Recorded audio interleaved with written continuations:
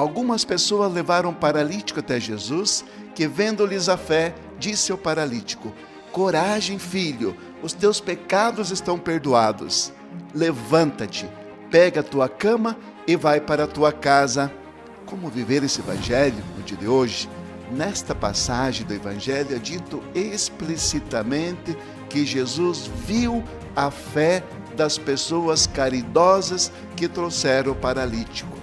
Não há nenhuma palavra dessas pessoas e nem mesmo do paralítico, mas Jesus, sendo Deus que vê o coração, observou o germe divino da fé presente em seus corações e agiu em base àquela fé.